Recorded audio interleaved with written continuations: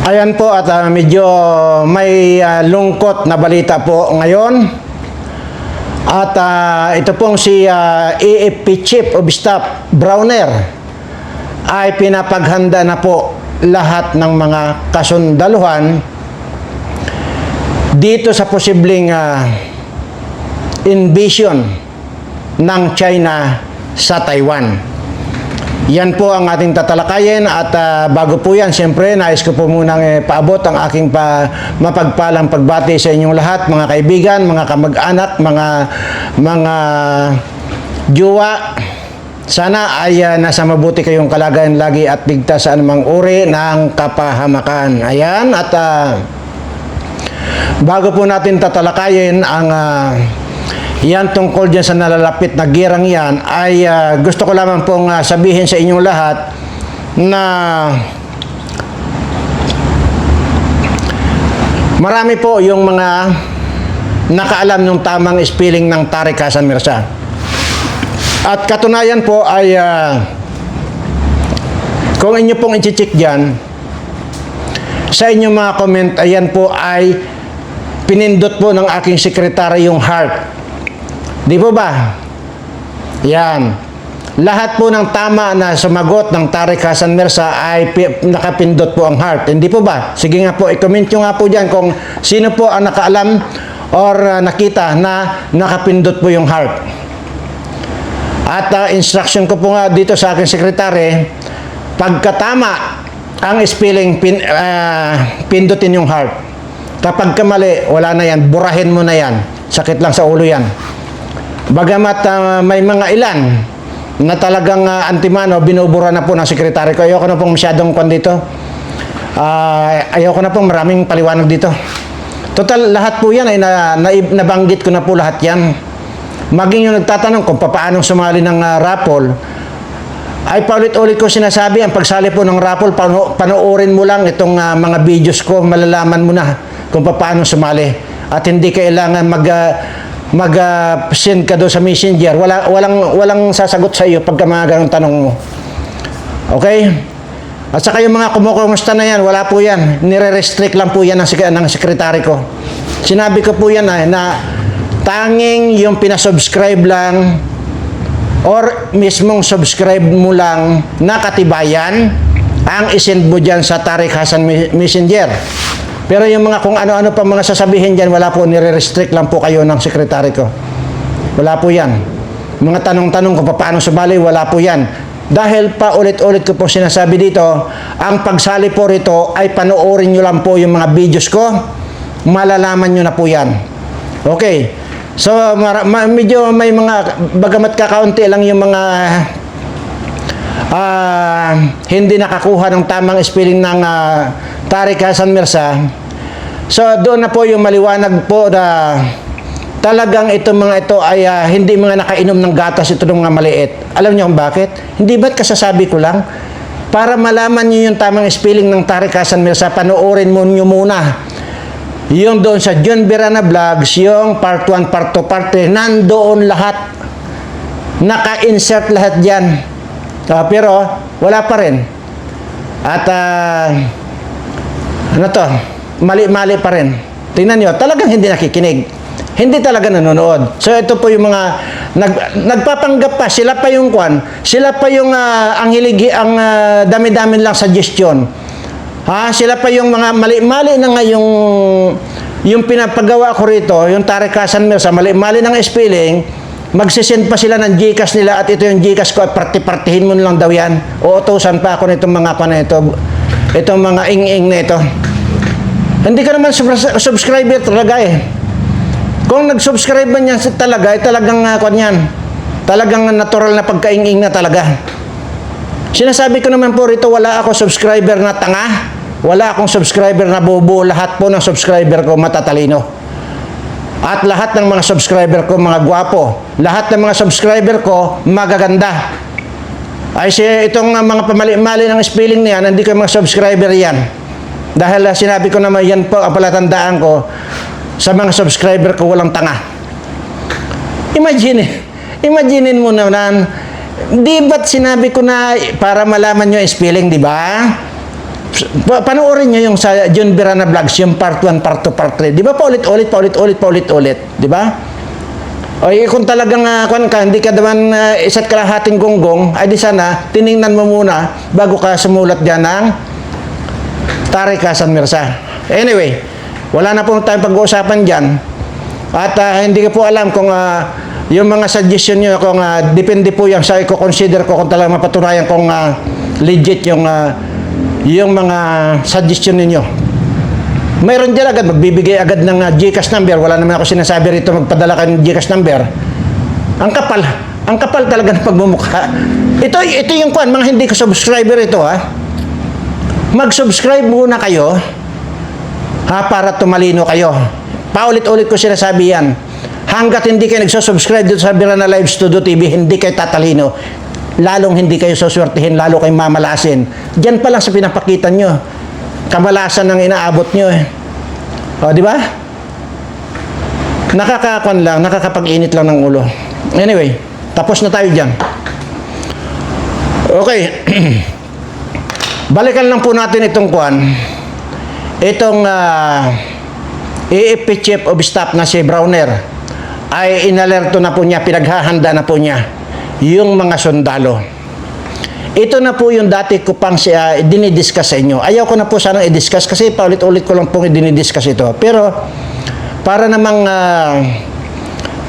kasing baka ito pa yung sanhi ng cargo de konsensya ko pagka hindi ko naman sinabi ito sa inyo. At yan po, at kung ano man po ang dahilan, ang sinasabi po dyan, yung tuloy na yung pag-invade o pagsakop ng China dyan sa Taiwan. Kasi nga po, yan po yung dating sakop din po kasi ng China yan So nagsarili nga lang po itong Taiwan.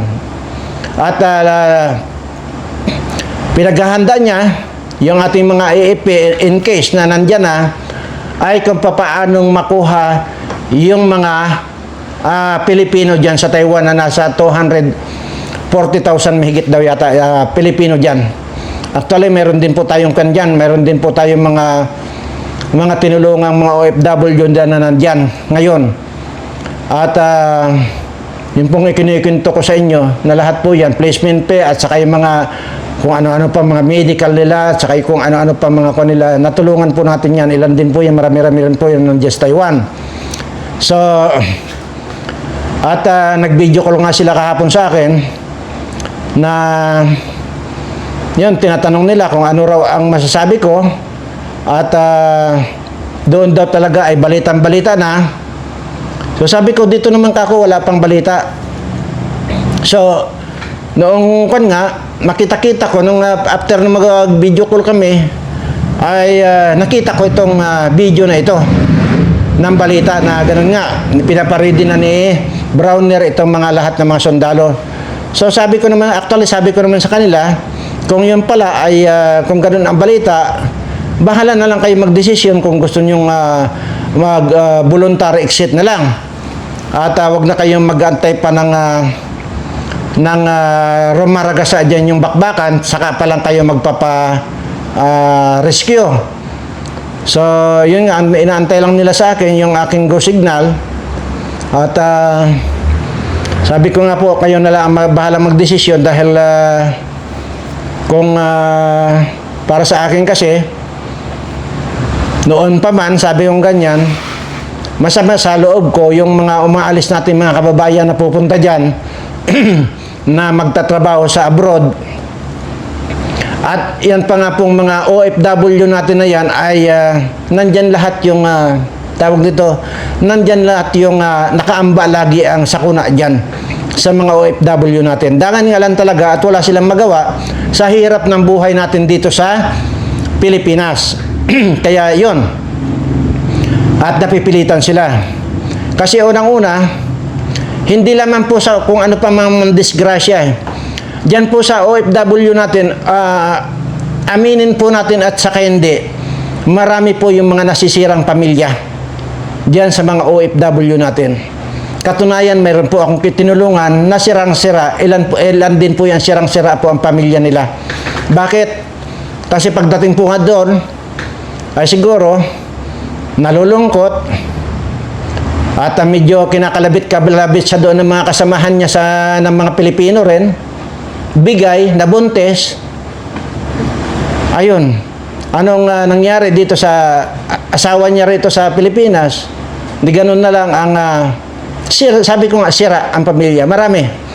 Kaya sabi ko nga po ay kung ako mismo ang tatanungin, tutol ako. Ay kaya lang sabi ko, hindi, wala talagang magagawa dahil nga, yan na nga, sa hirap ng buhay. Anyway, ay ano pa ba yung yung sasabihin ko? Sige, i-play ko muna ito bago tayo mag-discussion mamaya pagkatapos ito, no? Ito muna unahin ko yung hihiramin ko muna itong video ni The General Viewpoint kay General Macanas po ito. Hihiramin ko muna yung video niya.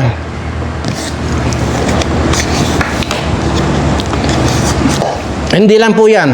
Mamaya. Ayan, ito na po yung video niya. Kakaroon na ng peace talks. I don't know kung ano ng development yung... Ayan. Magandang araw mga kaibigan. Pag-usapan natin itong medyo nakakatakot na pahayag ng AFP Chief of Staff si General Browner. 38 founding anniversary ngayon ng Northern Luzon Command, yung nasa Camp Aquino, Tarlac, at nandun nagsalita ang AFP Chief of Staff. May pahayag siya tungkol sa giyera. Ito, post ng Sunstar Davao and Inquirer.net. Los Parias ang ano.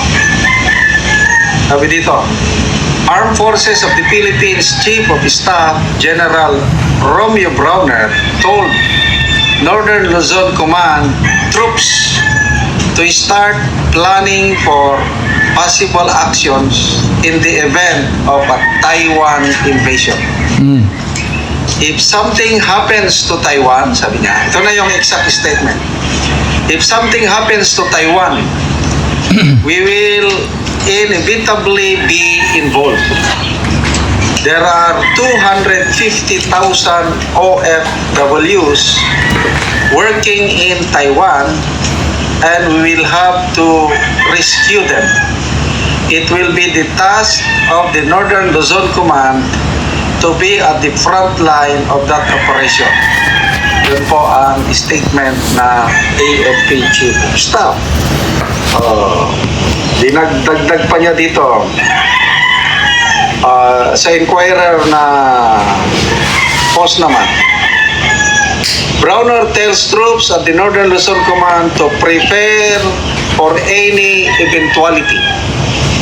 Do not be content with securing just the Northern Hemisphere up to Mabolis Island. Start planning for action in case there is an invasion of Taiwan. So, dagdag pa niya. So, we will extend our sphere of operations because if something happens to Taiwan, inevitably we will be involved. There are 250,000 OFWs working in Taiwan and we will have to rescue them, and it will be the task of NOLCOM to be at the front line of that operation. Okay? So, I don't know sa inyo, basta ako, medyo natakot ako. Allergic na ako sa gera. Pinakamatinding na daanan kong gera nung all-out war nung year 2000. Panahon pa ni President Erap. General po kasi ito, General. Lanao and Lanao provinces and Maguindanao, Cotabato. Daming nasawi, both civilians, soldiers, MILF. Grabe. So, bago lang nagbisita yung US Defense Chief sa Malacanang. So, ano bang napag-usapan nila doon? Pag-usapan, akala ko, panahon ni Trump, magkakaroon na ng world peace. Bakit biglang ganito?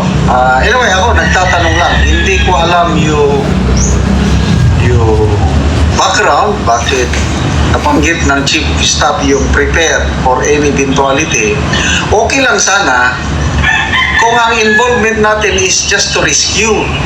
No problem. Kailangan natin i-rescue. Paano? Nandito sa Pilipinas yung US Typhoon Missile Defense System.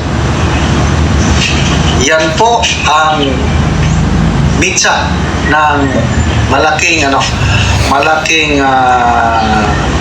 sakuna sa atin dahil sa missile system na nandito sa atin. Kasi pag simba ko kung sa Bisaya, knock on wood, hindi sana mangyayari.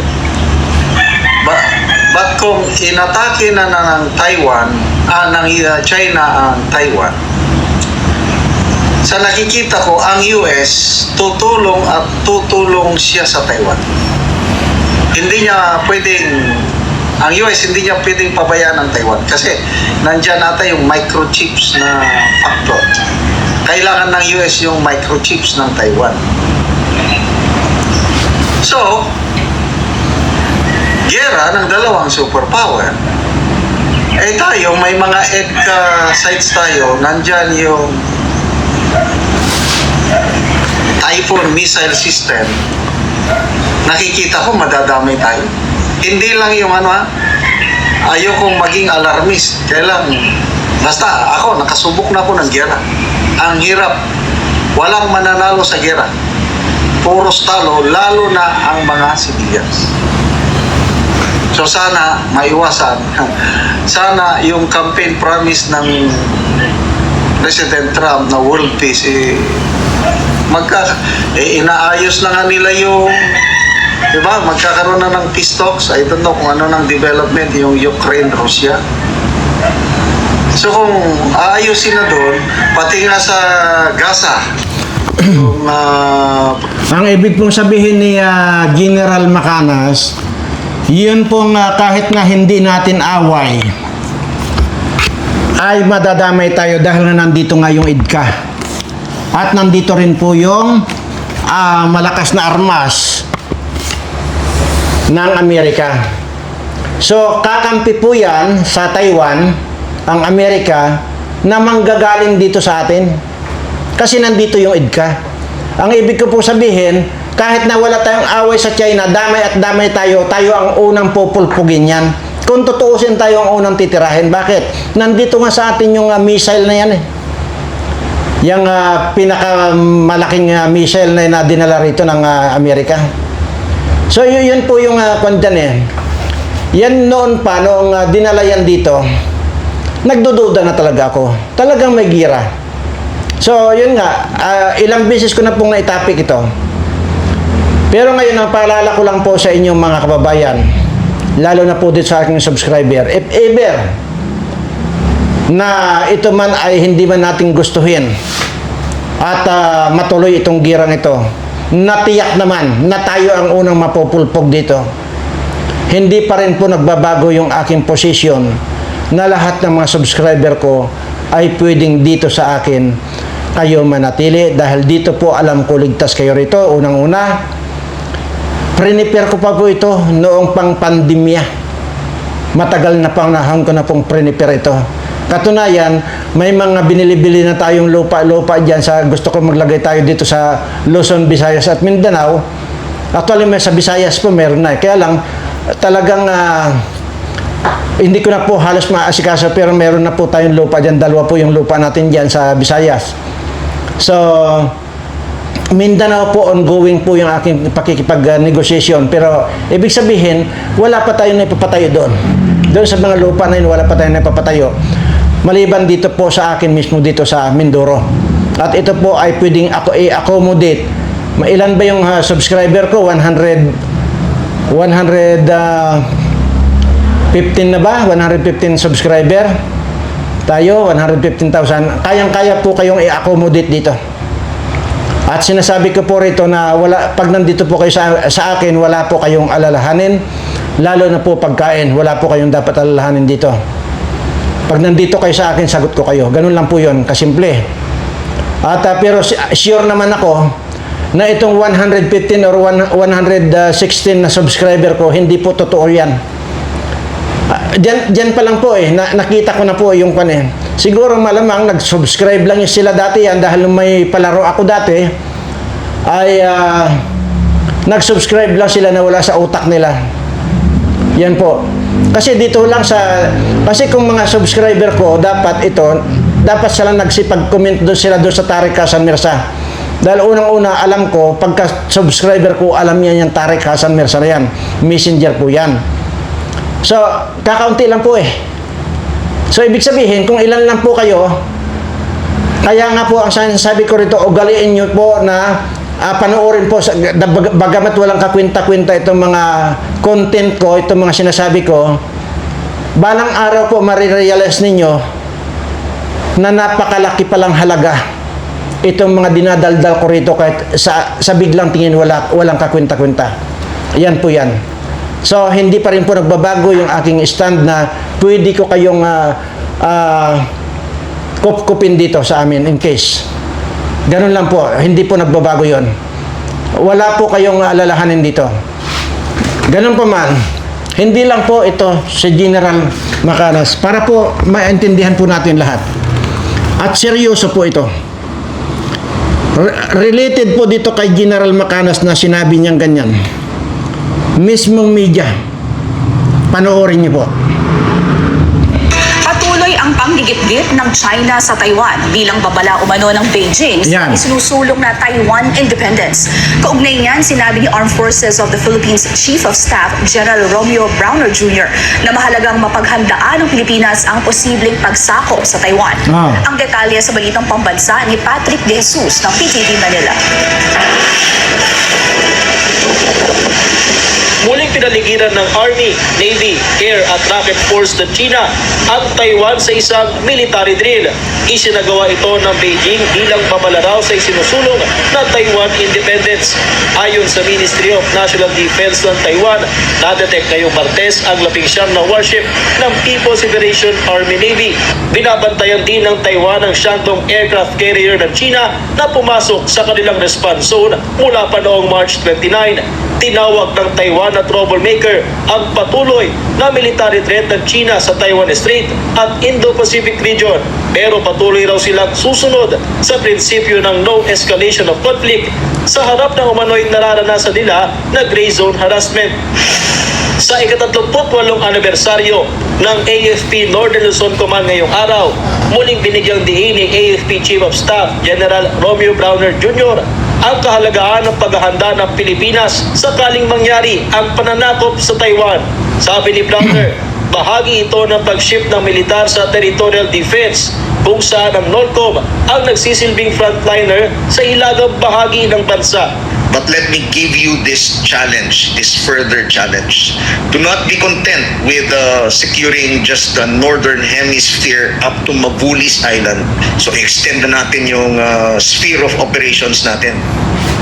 Because if something happens to Taiwan, inevitably we will be involved. There are 250,000 OFWs working in Taiwan, and we will have to rescue them. And it will be the task of Northern Luzon Command to be at the front line of that operation. Dagdag ng AFP Chief, bahagi ng paghahanda ang konsiderasyong nasa gyera. We are already at war. I am not referring to the kinetic warfare that we see between Ukraine and Russia or between Israel and Hamas.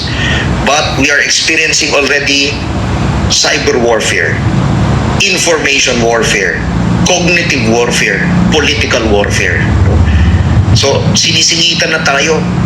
The Communist China is already conducting united front works in our country.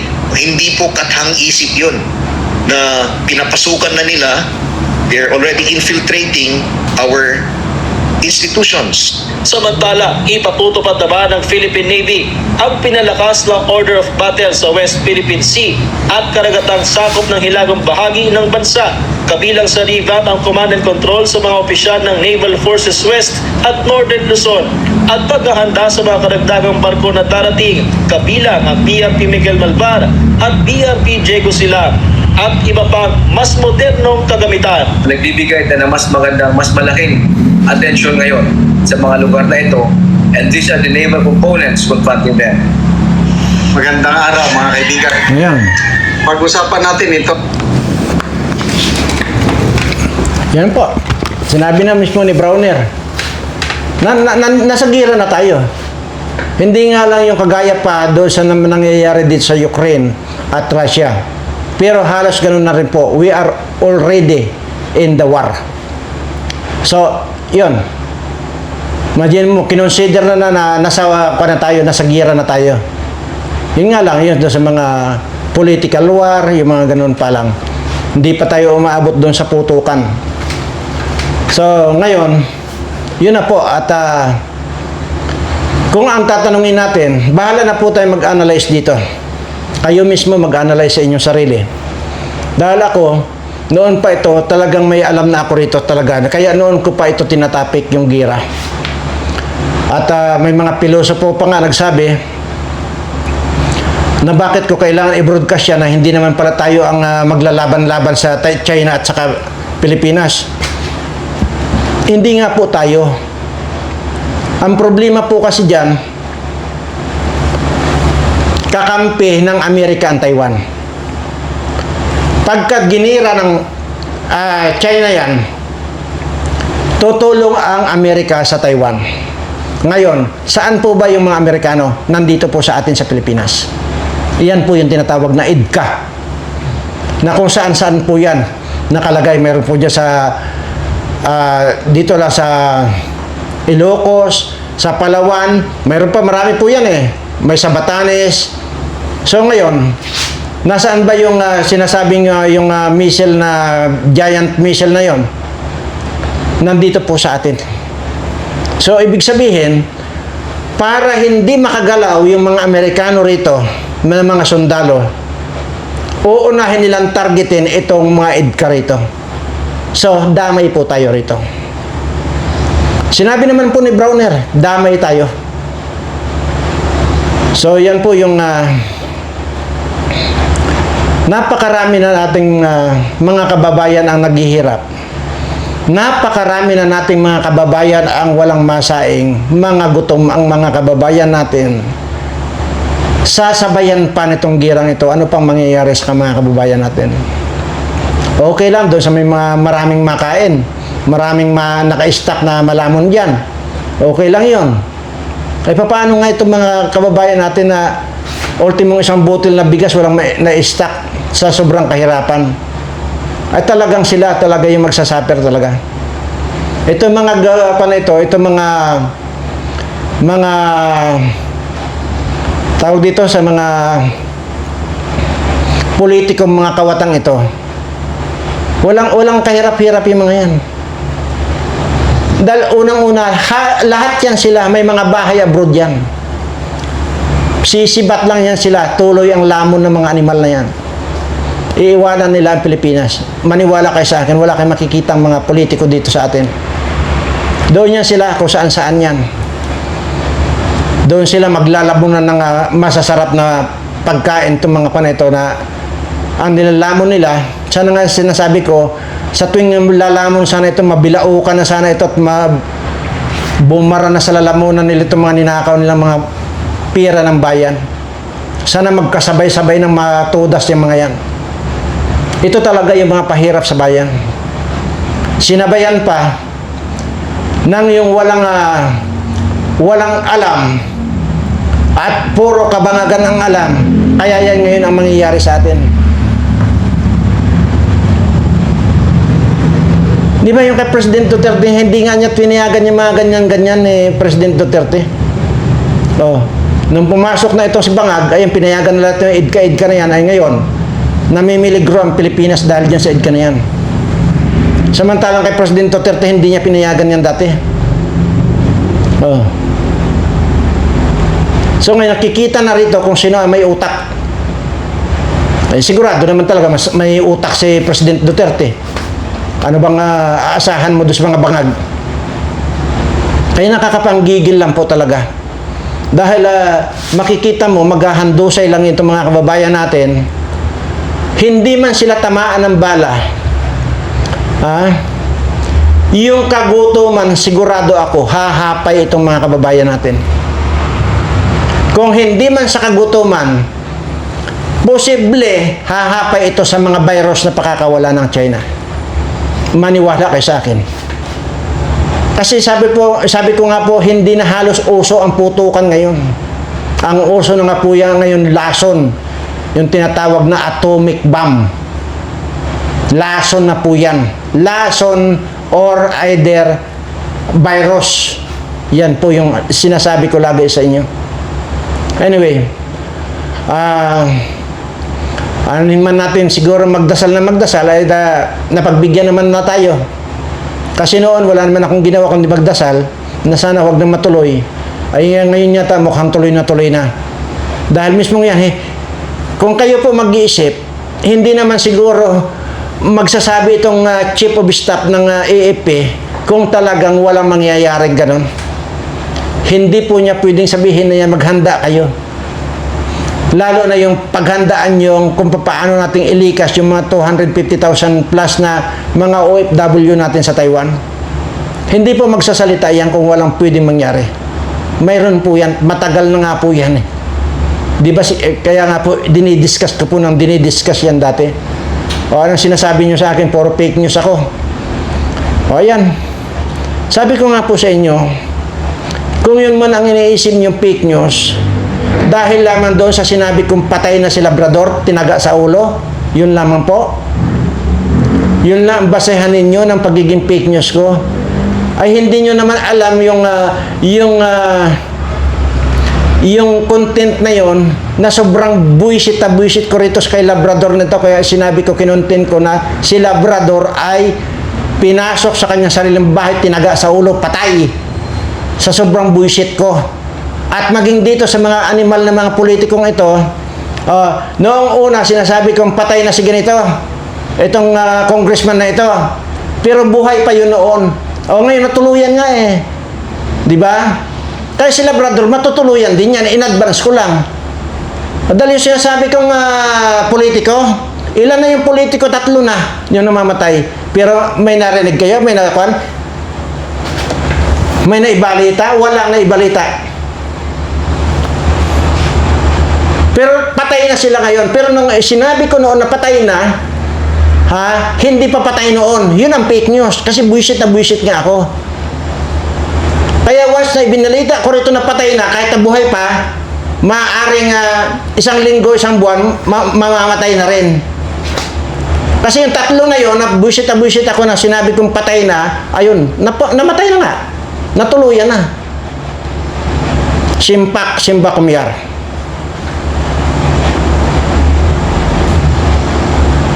Nung tinaniman ko rin ng kanyan, ay ngayon, pagkapatay na po kasi, hindi ko na po tinatapik yan. Dahil patay na eh. Kaya lang hinahalimbawa, sinasabi ko lang, yung sinasabi yung fake news ako noon. Ganun lang po. Pero dito sa pagkakataong ito, bahala kayo. Ang sinasabi ko lang po rito dito sa mga subscriber kong naniniwala sa akin, yun lamang po. At sa mga subscriber ko lang, sisiguraduhin ko pag nandito kayo sa poder ko, kukuya-kuya-kuy kayo. Pero pag nagpakawala ang China ng virus, yung mga let's say na mga bobo at mga tanga na yan, baka saka pala sila magsasabi na, Mr. Birana, magsusubscribe na ako at ampunin mo na rin ako. Baka yun ang gagawin mo. Ayun, hindi ako pwedeng magdesisyon doon. Ang magdedesisyon na dyan, yung mga subscriber ko na nandito na sa akin. Baka tadya ka na kayo niyan. Kaya hindi na kayo magdadapaan yung nandiyan sa Metro Manila dahil sa virus o di kay laso, napakakawalan ako. Maniwala kayo, yan ang sinasabi ko, darating ang araw, kahit hindi ko hingin yung subscribe ninyo, malamang-lamang. Or, sa ayaw nyo sa gusto mag-subscribe kayo. Ganun lang po yun, kasimple. Sabi ko nga po, sa biglang tingin, kasi minsan, may mga magsabi pa nga dyan, may saltik daw ako eh. Ay, tama, may saltik nga ako dahil nga, imaginin mo, sinasabi ko, mayroon akong naging ex na 999. O, tingnan nyo, kung hindi ka saltikan yon, ba't hindi ko pa kinumplitong 1,000? Yun kasi yung mga taong hindi nila magigets ko, nagkukan lang ako, nagjujok lang ako. Yun yung mga taong hindi nakainom ng gatas ng maliit. Kaya siniseryoso nila yung joke ko, kala nila totoo na. Kasi nga po minsan nagjo-joke ako dito na hindi ako tumatawa. O kagaya ng sinasabi kong pumipila dyan yung mga manliligaw ko. Sino ba naman maniwala noon? Pero siniseryoso, fake news daw ako. Wala naman silang alam na sasabihin kundi fake news eh. Kasi tingnan mo yun. Pati yun ha. Yung joke ko na pumipila dyan sa labas yung mga nanliligaw sa akin. Pati yung siniseryoso, fake news daw. Yan yung mga hindi nakainom ng gatas. Kaya sinasabi ko nga po yung mga magko-comment, ayusin nyo muna. Panoorin nyo muna ng buo para makita nyo yung buong buod ng istorya. Kisa magko-comment agad kayo na hindi nyo napapanood lahat. Nako, maawa kayo sa sarili niyo dahil ang isip ng makakapanood, makakabasa dun sa comment niyo, mga bugok kayo. Ayan po at muli po itinataas ko ang aking mga kamay sa lahat po ng aking mga subscribers, followers at mga viewers na may mga problema sa buhay, may sakit. Sana Panginoon ay pagalingin mo na po sila sa lalong madaling panahon. Maraming salamat, Panginoon.